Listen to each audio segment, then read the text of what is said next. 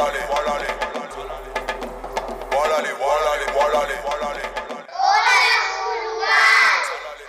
su lugar. Hola, su lugar. Más fuerte. 1, 2 y 3. Hola, su lugar. Hola, su lugar. Hola, su lugar. Hola, su lugar. Bonjour et bienvenue dans votre programme espagnol Hola Sunugal, un programme que vous propose l'Institut Cervantes en collaboration avec la radio Sud FM. Au menu, un entretien avec la directrice régionale de l'Institut Cervantes au Sénégal, une interview avec l'artiste Christiana de Midel qui expose ses œuvres au niveau de l'Institut Cervantes et qui est par ailleurs artiste invité au niveau de la Biennale de Dakar. Et pour terminer, un entretien avec Ernesto Pérez Sounia, sous-directeur de la culture à l'Institut Cervantes au niveau mondial. Nous sommes avec notre ami Javier. Buenos días. Buenos días. ¿Cómo estás? Muy bien. Mais aussi en compagnie de la directrice régionale de Cervantes Dakar, Concha, avec qui je vous laisse Xavier pour l'entretien spécial espagnol.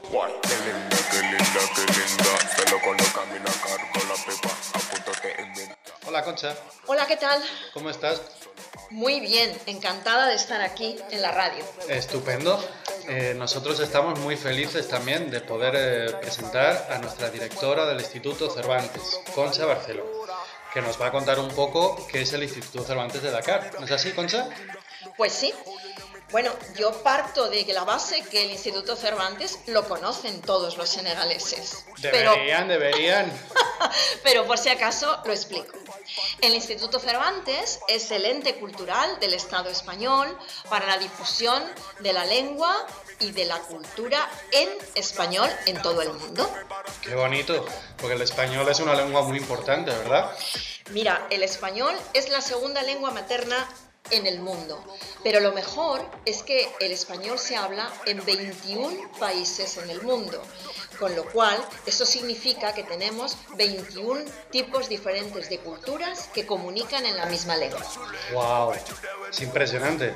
Sí, y además uno de ellos está aquí, en África, muy cerquita de nosotros. Tenemos a Guinea Ecuatorial con su maravillosa lengua española. Qué bonito. Y entonces también el español es una lengua que se aprende aquí en Senegal. Sí, nosotros estamos aquí fundamentalmente para eso, para enseñar español a todo aquel que quiera acercarse a nuestra cultura. El Instituto Cervantes está en Dakar, pero tenemos y contamos con el apoyo de muchísimos profesores senegaleses que en todo el país hacen una labor magnífica de desarrollo de la lengua y de la cultura española. ¡Qué estupendo, Concha! Es una labor muy importante la que hacéis aquí entonces en el Instituto Cervantes. Yo no sé si es importante, pero es maravillosa. Es una labor estupenda. Tan estupenda como que tenemos un gran equipo, pequeño, es grande en su trabajo, pero somos muy pocos. Contamos con una responsable académica que hace toda la labor de programación de los cursos de español. Contamos con un responsable de cultura que hace un trabajo magnífico para dar a conocer esas culturas no solo de España, sino de los 21 países que hablan español en este país. Y además me han dicho que es muy guapo. Además es estupendo.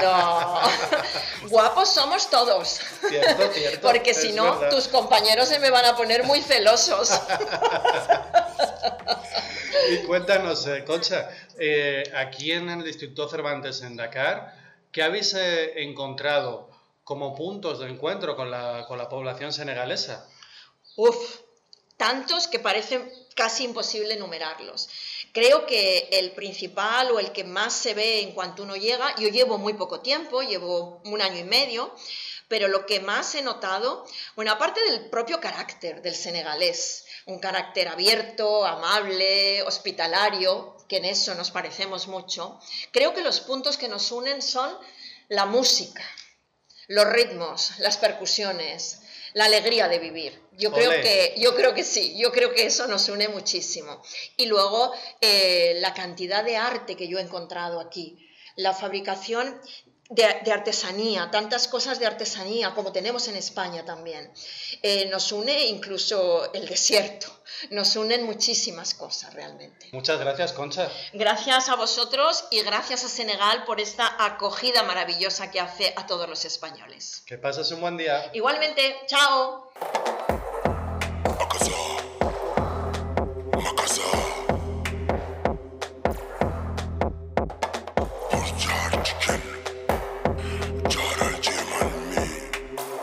Me llamo Ernesto Pérez Zúñiga y yo escucho Sud FM. Muchas gracias. Gracias a vuestra voz. Hola, soy Javier y yo hablo español. Hola, soy Ernesto y hablo español. Et maintenant, on va prendre notre première phrase en espagnol avec Marta Muñoz, notre coordinatrice académique à l'Instituto Cervantes. Buenos días, ¿qué tal estás? Muy bien, gracias. Buenos días, ¿qué tal estás? Muy bien, gracias. Buenos días, ¿cómo estás? ¿Qué tal estás? Buenos días, ¿qué tal estás? Muy bien, gracias. Otra vez. Muy bien, gracias. Muchas gracias. Muchas gracias. Gracias a vuestra voz. Puro gozo, guay. Qué linda, se lo coloca mi nacar con la pepa. Apúntate en venta a bailar, reto. Olvídalo todo yo, solo aquí te veo. Te veo bailar en eco, me gusta el movimiento. Y no miento, te sientes, mi pierna tu asiento. Asesina ya sabía que esta noche fuego pero duro, boca locura. Esta mira como todo fluye, su vida por una noche. Oye, no me tira pa' acá que tú. Merci à nos amis du collectif Djoko, un groupe hispano-sénégalais qui va se produire tout prochainement à Dakar dans le cadre du festival Kimpavita qui nous permettent d'accueillir notre invité, l'artiste photographe Christiana de Midel qui expose son œuvre au niveau de l'Institut Cervantes durant la Biennale de Dakar. Christiana de Midel, bonjour. Vous êtes artiste photographe espagnol, Midi à la croisée des chemins est le titre de votre travail. Dites-nous, de quoi s'agit-il? Minuit à la croisée des chemins es el título de la obra que expone en Dakar. ¿De qué trata?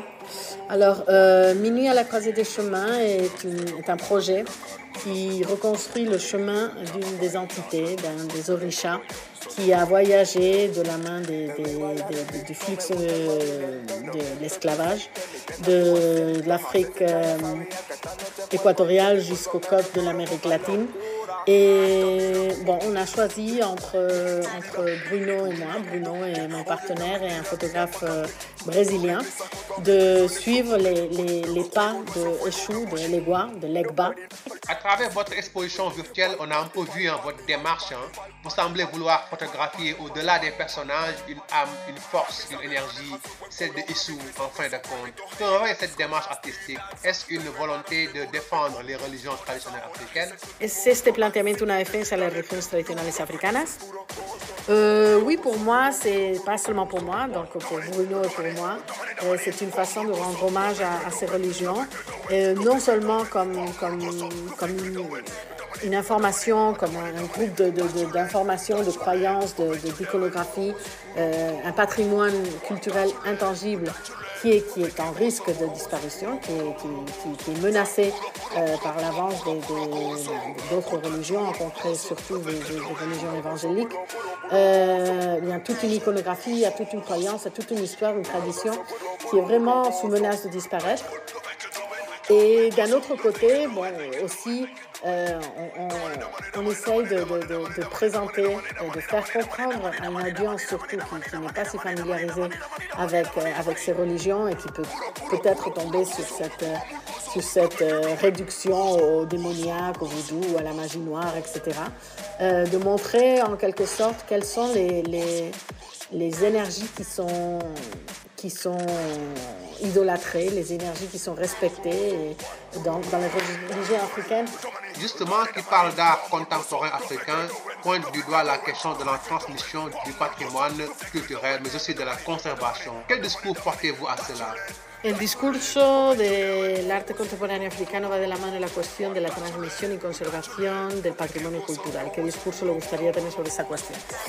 Bon, moi je pense qu'on est vraiment dans un point d'inflexion où tous les pays européens, tous les grands musées devraient se poser la question de à qui appartiennent toutes les collections africaines. Et c'est vrai qu'on est en train de parler de restitution, mais ce n'est que des gestes symboliques ou anecdotiques qui ne vont pas aller au-delà du symbole s'il n'y a pas une politique claire et certaine par rapport à la conservation de l'art africain, qui doit être déléguée, selon moi, aux propres pays africains, qui doit être retournée aux pays africains, qui sont leurs auteurs et sont leurs propriétaires. Mais il ne suffit pas de restaurer les pièces, il faudrait aussi faire toute une politique de conserver ces pièces dans les mêmes standards,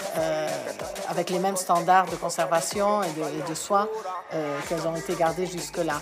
Il ne suffit pas d'utiliser le manque d'infrastructures ou de conditions pour conserver ces pièces et conserver ce patrimoine culturel de l'Afrique qui est en exil forcé. Il ne suffit pas de dire que l'Afrique n'a pas les conditions, il faut précisément retourner les pièces et construire et participer de la construction des conditions qui vont permettre de les conserver. Christian Desmédel, je vous remercie.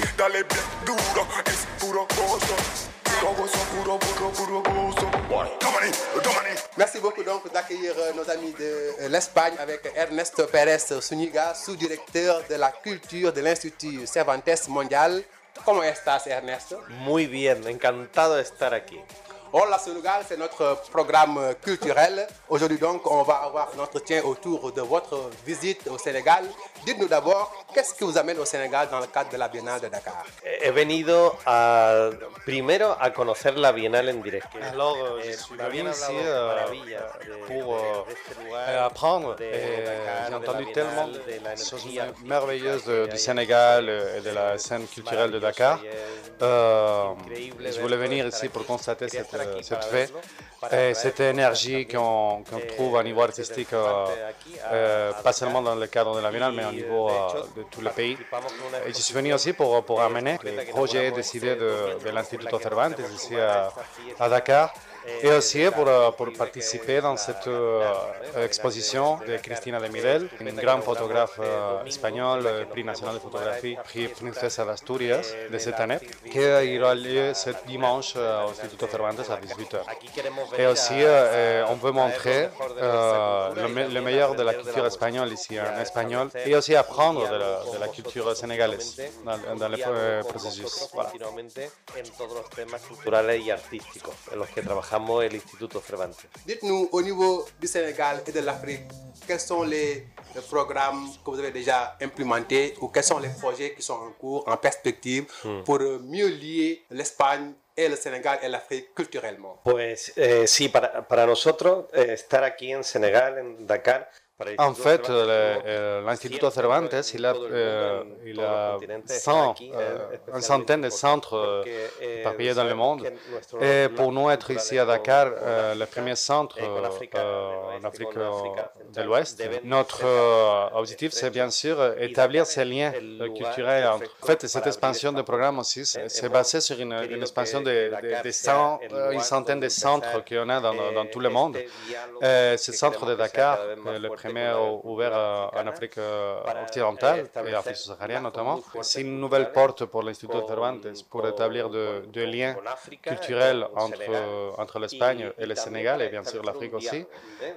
Et aussi avec une ligne très claire de dialogue entre les deux cultures pour créer ces liens et pas seulement créer mais aussi renforcer ces liens culturels entre les deux pays, entre les deux cultures, avec un processus aussi d'écoute et d'apprentissage mutuel dans différentes disciplines comme la littérature, la musique, les arts plastiques ou les sciences aussi. Con Dakar et con Sénégal. Dans le cadre justement donc de votre visite aujourd'hui, est-ce que l'Espagne voudrait bien être l'invité d'honneur du Sénégal pour la prochaine biennale? Et parlant de ça, des activités que vous avez déjà mis en place dans le cadre de la collaboration culturelle au Sénégal. Y también queremos estar en lugares como el Festival Oui, de par Jazz exemple, de San Luis, on fait des activités avec des événements tellement célèbres comme le Festival de Jazz de Saint Louis. Et aussi, par exemple, avec le Festival de Quimpavita, il aura lieu le week-end prochain, le week-end du 15 novembre à la place des souvenirs, dans lequel un collectif hispano-sénégalais, le Joko Collectif, Joko, tout à fait en Wolof, il va présenter une prestation dans laquelle ils ont fait une formation, ils sont en train de faire en fait maintenant, dans ce moment-là, une formation avec un atelier de création avec des jeunes Sénégalais. Pour nous, c'est un collectif que ça nous intéresse beaucoup de travailler avec, la jeunesse, toujours. Un atelier de création de musique électronique où il y a ce dialogue lequel on parlait avant, entre la musique, en utilisant la musique électronique des rythmes traditionnels sénégalais, aussi des ballades de Jolo Beats et aussi le flamenco, par exemple. Alors, ce samedi, le samedi 16, ils vont faire ce spectacle au Quimpavita et le 15 aussi, ils vont présenter ce projet dans ce cadre de ce festival, à la place de souvenirs. Pour la Biennale, bien sûr, c'était toujours un honneur participer. Oui, bien sûr, on veut, ça serait tout à fait un honneur que l'Espagne soit invitée en termes comme pays officiel, dans la promotion officielle, parce que c'est un événement extraordinaire et très stimulant. Et on trouve des inquiétudes artistiques vraiment hallucinant. Aussi qu'il parle des sujets vraiment de préoccupation mondiale, non? Pas seulement au Sénégal, mais la nature, le rôle aussi de l'humain dans toute cette, dans la planète, la migration bien sûr. Et c'est un événement dans lequel j'ai pu constater hier dans ma visite vraiment d'un niveau extraordinaire et dans lequel bien sûr on aimerait être plus présent. Cualquier otro sitio del mundo donde se ve arte. Es realmente extraordinario y sí queremos. Ernesto, est-ce que vous avez déjà mangé du tchéboudjen, le plat national sénégalais? No, he comido cosas riquísimas, muy ricas. He comido pescado à la plancha. Non, je n'ai pas goûté encore le tchéboudjen, mais j'ai goûté des autres plats très très bons, et notamment le tchiof grillé, bon poisson, et le tchèp, je vais le manger aujourd'hui, sans doute.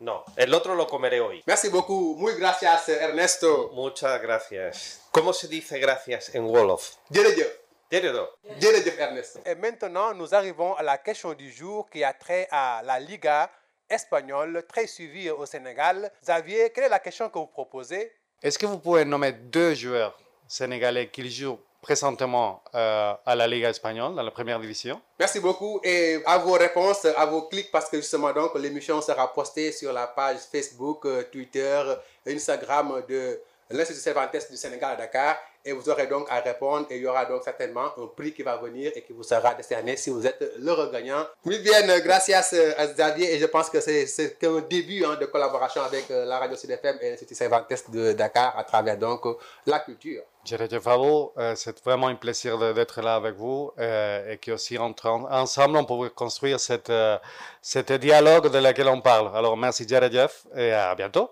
Jërëjëf aussi à Kontia, la directrice Sénégal à Dakar de l'Institut Cervantes qui nous accompagne dans le cadre de l'émission Hola Sunugal. Muchas gracias. Muchas gracias. Muchas gracias.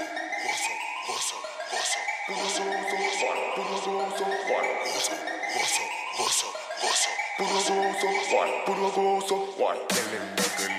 linda, solo cuando camina cargo la pepa. A punto te invita a bailar, reto. Olvido todo yo, solo aquí te veo. Te vi bailar en disco, me gusta el movimiento. No miento, tú sientes mi pierna tu asiento. Asesina ya sabía que esta noche fuego, pero duro, busca la oscura.